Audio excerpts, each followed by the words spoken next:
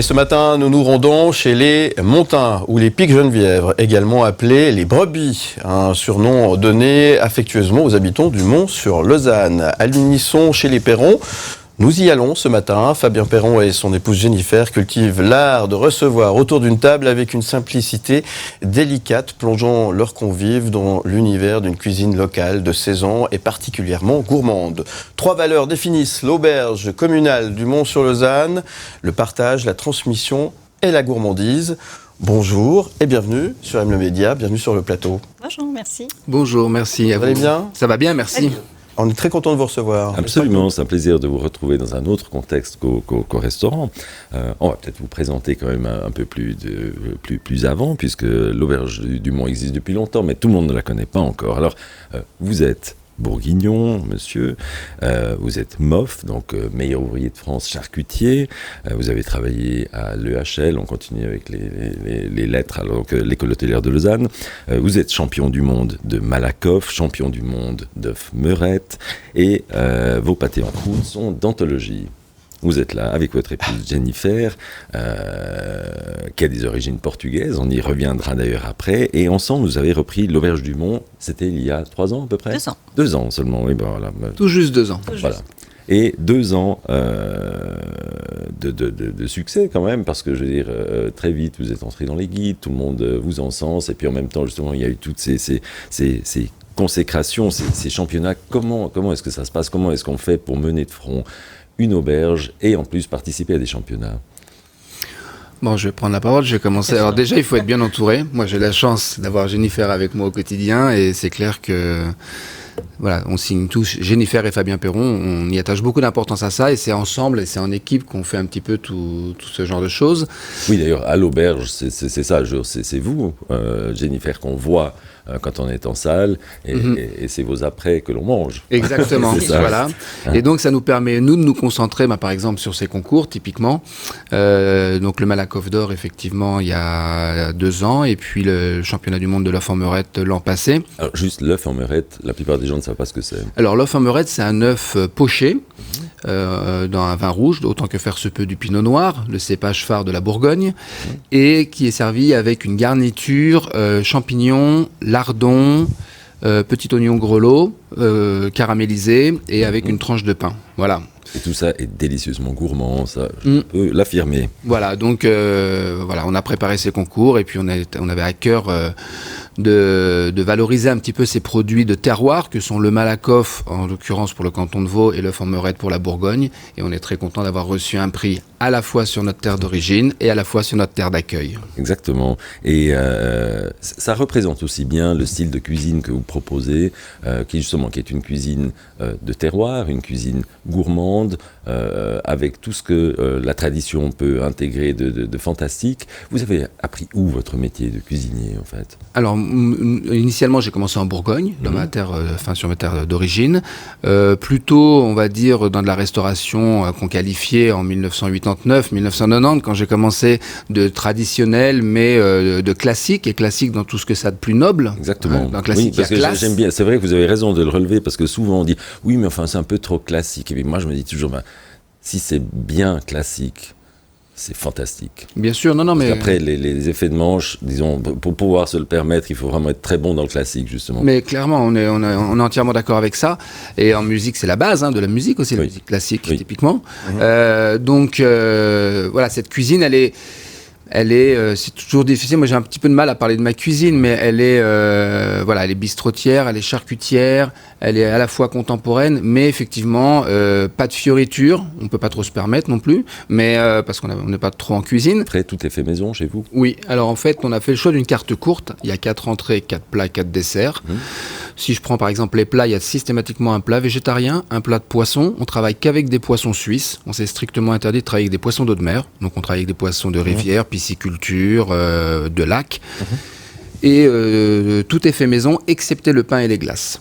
Oui, Voilà, mais le pain et les glaces. le pain est absolument excellent. C'est le pain des Frouzes. Oui, c'est le pain des Frouzes avec c'est- qui on a fait un joli partenariat et puis on a bien expliqué ce qu'on voulait, à la fois pour les œufs en meurette, inutile de vous dire qu'on passe pas mal de toast sur les œufs en meurette, Évidemment. et puis sur le pain du quotidien, et ça répond parfaitement à ce que l'on souhaitait, et voilà, et les glaces qu'on sous-traite avec l'artisan glacier, avec qui ça se passe très bien aussi. C'est les deux seules choses qu'on ne fait pas, tout le reste, tout est fait à la maison. Voilà. Ah, mais je disais dans l'introduction qu'on assistait à une sorte d'épidémie de crêpes Suzette, mais c'est vrai que les Malakoff ont précédé les crêpes Suzette. Il y a quand même, depuis quelques années, il y a un regain d'intérêt pour le Malakoff qu'on trouve dans tous les styles de table, donc que ce soit le bistrot jusqu'au gastro, tout à coup, ces Malakoff refont leur apparition. En attendant, c'est vrai que c'est terriblement gourmand. Hein. Ah oui, nous c'est un produit qui nous va bien. Comme vous disiez tout à l'heure, ça correspond parfaitement aussi à notre cuisine de tous les jours, parce que c'est une cuisine bistrotière, parce que c'est une cuisine gourmande, c'est une cuisine généreuse, et ce type de produit s'inscrit parfaitement dans l'ADN de la maison. Donc pour nous, c'était tout bon. Et si je peux me permettre, le fait de faire des concours monoproduits, ça tire vraiment chaque produit vers le haut. Donc chaque restaurateur va essayer de travailler ce produit de la meilleure façon qui soit pour finalement dans l'intérêt du client. Et c'est pour ça que je pense qu'on voit ces concours monoproduits qui arrivent dans plusieurs tables finalement. Oui. Et puis c'est vrai que ces concours sont assez intéressants et parce que ça met en lumière en fait des produits qu'on a tendance à oublier.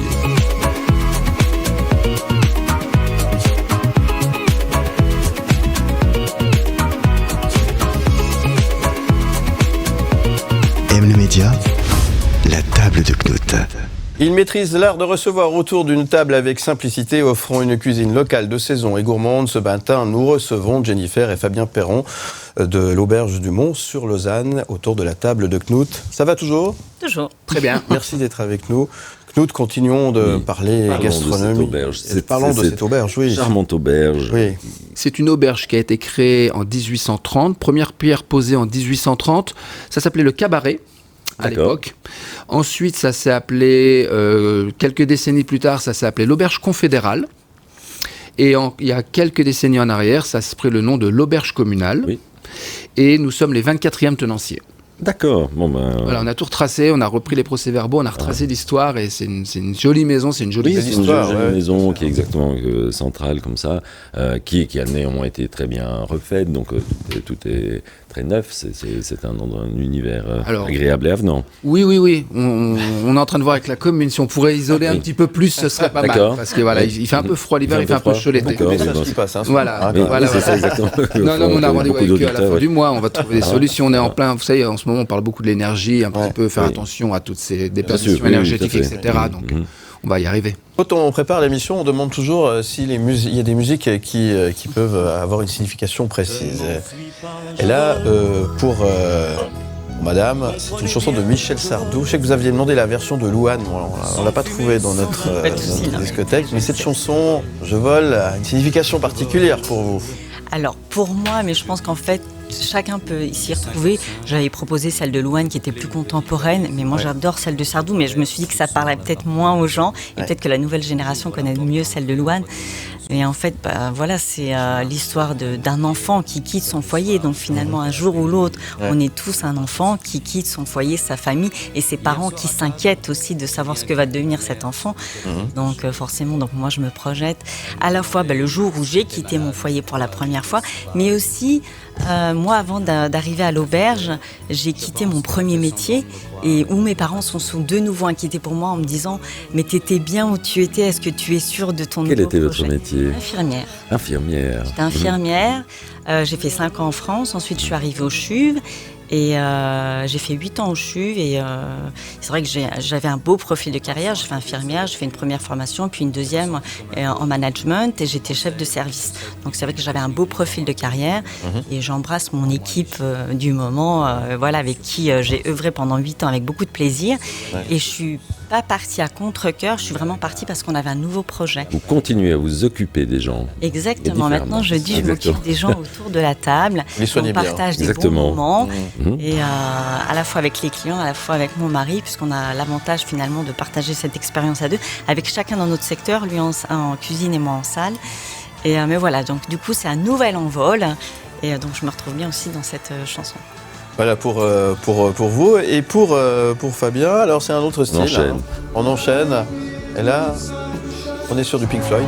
Voilà, on est sur du Pink Floyd. Alors plusieurs symboles dans cette chanson qui a été créée sur un très bel album qui s'appelle Dark Side of the Moon, 1973. Très bien. Mon Très année belle de naissance. Ouais. Voilà. Donc il y a peut-être un petit peu de ça aussi. Ouais. Et puis j'aime beaucoup la cette chanson qui symbolise le fait que on n'a pas trop le temps de perdre notre temps.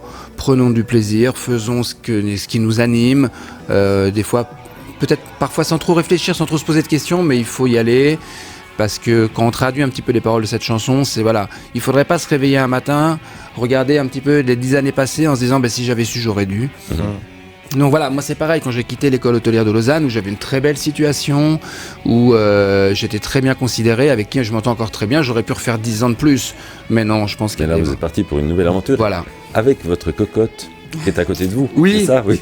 Oui, vous nous avez demandé d'apporter un objet un petit peu fétiche ou symbole. Moi, c'est la cocotte, parce que je trouve que c'est un très très bel outil de travail. Oui. Il est beau, il est fonctionnel, il est pratique. Dedans, on fait beaucoup de bonnes choses. Nos fonds, nos fumées, nos bouillons. Le paleron, il est fait en cocotte. Le paleron, on cuit au four. C'est tellement pratique. Alors, la joue de bœuf qu'on aime beaucoup aussi travailler de temps en temps. La charcuterie, on peut cuire une terrine dedans. C'est toujours très beau aussi. C'est beau et ça concentre les ça saveurs. concentre les arômes, les saveurs. On peut faire un joli des sucs gustatifs au fond. On peut déglacer. Enfin bref, c'est vraiment un outil qui dure dans le temps également. C'est un outil durable, on parlait souvent de durable. Et on parlait de tradition, on est dans la tradition, dans la durabilité, dans ce côté, cette transmission d'émotions au travers des saveurs. C'est magnifique d'avoir apporté cette cocotte Staub, très bel objet. Qui représente bien la gourmandise. Et à côté de cette cocotte, il y a un autre objet, il y a une bouteille, bouteille de... Alors racontez-nous, qu'est-ce que c'est ? Alors, donc, je vous ai apporté une bouteille de Porto, donc mes origines, donc mes deux parents sont portugais. Donc, comme on connaît... Tout le monde connaît le Porto, mais on connaît souvent le Porto conventionnel. Et il existe... je dis pas il est que souvent Porto, déconsidéré. Voilà, exactement. Alors qu'il existe une très belle palette de Porto et qui sont souvent méconnus. On a des Portos réducteurs, des Portos oxydatifs, des Portos qui sont vieillis en fût de chêne, d'autres en cuve, d'autres qui sont vieillis en bouteille, alors que certains, on les laisse vieillir en fût de chêne. Et celui-là a une robe incroyable. Qu'est-ce qu'il a de particulier ? Alors là, on est sur un vin oxydatif. On est vraiment sur une couleur un petit peu acajou. Et c'est un vin qu'on proposerait plutôt à l'apéritif frais. Donc je vous le conseille, vraiment très frais en apéritif. Et c'est vrai qu'il va développer des arômes un petit peu boisés. Et en parallèle, donc voilà, celui-ci en particulier, parce que c'est pour démarrer le repas, ouvrir le palais, pour accueillir des plats tout en gourmandise et en sauce.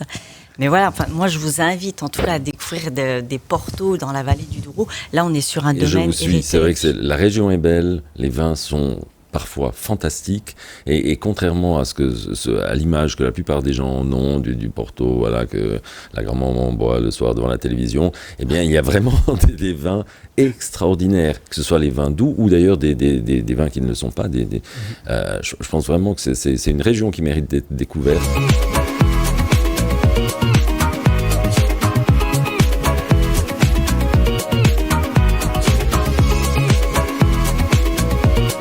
Le média, la table de Knut. 3 principes fondamentaux les caractérisent: partage, transmission et gourmandise. Nous accueillons ce matin, je vous rappelle, Jennifer et Fabien Perron de l'Auberge du Mont sur Lausanne. Ça va, c'est juste ce que j'ai dit? Ça vous correspond complètement? Vous êtes d'accord avec ça? Parfaitement. Vous savez qu'il y a une tradition, on a désormais la rafale des questions. C'est 1 minute, on vous pose des questions. Alors comme vous êtes 2 sur le plateau, c'est chacun son tour. Galanterie oblige, on va commencer par madame pendant 1 minute. Donc il faut répondre le plus rapidement possible. D'autres, vous notez les points. Attention. Bien sûr, oui, tout à fait. Oui. C'est parti. Vous êtes prêts? Oui, prêts. On y va, c'est parti. Vous êtes plutôt cervelas ou saucisse au chou? Saucisse au chou. Quel est votre repas préféré? La fondue. Quelle est votre boisson favorite, Jennifer? Le vin blanc. Aimez-vous le cénovis? C'est dur. Pour ou contre l'ananas sur la pizza? Contre. Si vous deviez inventer un cocktail, quel nom aurait-il? Le temps. Ah, pas mal. Quel est votre dessert favori? Le riz au lait. Êtes-vous plutôt salé ou sucré? Salé. Que ferez-vous dans 5 ans? Normalement, toujours à l'auberge. Allez-vous de temps en temps au fast-food? Très rarement. Quel est l'aliment que vous aimez le moins? J'aime tout. Quel est le meilleur dessert que vous ayez jamais mangé? Un baba au rhum. Et pour terminer à tous les deux, qu'est-ce qui vous plaît en Suisse? Le plus en Suisse, qu'est-ce qui vous plaît le plus? Le mode de vie. Mode de vie. Clairement, vivre dans une carte postale, le mode de vie au quotidien. Moi, je qualifie souvent la Suisse. Quand on me dit, mais qu'est-ce que tu aimes en Suisse? Souvent, je dis l'efficacité. Ouais. Et la carte postale. Et Ouais. Et la saucisse au chou. Aussi. Et la fondue. Il y a beaucoup de choses. Ouais, non, mais franchement, enfin, moi, c'est souvent les gens nous demandent. Souvent, les gens nous demandent pourquoi on n'est pas retourné s'installer en France. Ouais. Je dis, écoutez, est-ce que vous êtes déjà allé vivre en Suisse? Est-ce que vous avez déjà vécu en Suisse? Celui qui se plaît pas ici, moi, je me dis, où est-ce qu'il va se plaire, quoi? Les Faut clients être sont honnête. agréables. Oui. Oui. Nous, on a Oui, un accueil fabuleux. Premier jour, on a ouvert. Pardon. C'était un mois de décembre. Du jour au lendemain, on a eu les clés. Ils ne savaient pas nous dire parce qu'en fait, il y avait une faillite devant nous. Les gens, ils ouvraient la porte juste pour nous souhaiter bonne chance, qu'ils étaient contents que cette auberge soit reprise. Non, on a été très, très bien Très accueillis. bienveillant. Magnifique. On est bien chez nous, Knut. Mais absolument, oui, tout à oui, fait. oui, Il y a plein de bonnes auberges, justement. et dans ces bonnes auberges, on fête parfois la Chandeleur, ça c'est pour bientôt. Et il y a une autre fête qui approche, c'est la Saint-Valentin. Est-ce que la Saint-Valentin, vous avez quelque chose de particulier à proposer, ou est-ce que c'est déjà complet et puis, il faut On a finir encore quelques Il tables. reste quelques tables, Ah. mais oui. Alors typiquement, on va faire encore une fois un plat de partage. Donc on va faire un saumon. Alors on va faire un saumon suisse fumé maison avec une petite rémoulade de pommes Granny Smith, quelque chose d'un peu frais, léger. Ensuite, on fait un filet de bœuf Wellington coupé en deux à partager, qui va être coupé en salles, et avec un joli jardin d'hiver à partager également. On veut faire un plat de partage. Et puis en dessert, on a mis pareil, un craquant chocolat pralin, quelque chose un peu gourmand, un petit peu, voilà. Donc il nous reste quelques tables. Bon, mais alors, C'est noté. là aussi, il faut Et toutes les infos, c'est sur le site internet, évidemment. Oui, Exactement. exactement, le bravo. Saint-Valentin, vous le servez seulement le 14 ou bien aussi un jour avant et après? Non, je crois Le qu'on le sert que le 14. 14, oui. D'accord, donc il faut se battre. Ouais, pour faut se les dépêcher. tables, les dernières tables. Voilà, Oui. c'est noté. Oui, le Pithiviers, c'est succès chez nous, dépêchez-vous. Oui. Voilà, en tout cas, merci à tous les deux d'être venus ce matin. Merci Jennifer, merci Fabien. Merci de votre accueil. Perron. Et donc, allez découvrir l'auberge du Mont sur Lausanne. C'est promis. On connaît, mais on y retournera. Absolument, oui, il faut y Toujours les retourner, exactement. Merci beaucoup et puis plein succès pour cette Merci. Voilà. bientôt troisième année. alors. On rentre dans la Qui- troisième qui année, là. Vous entamez la troisième année. Oui, c'est ça, exactement. À très bientôt. Merci à vous. Bonne journée. The Média.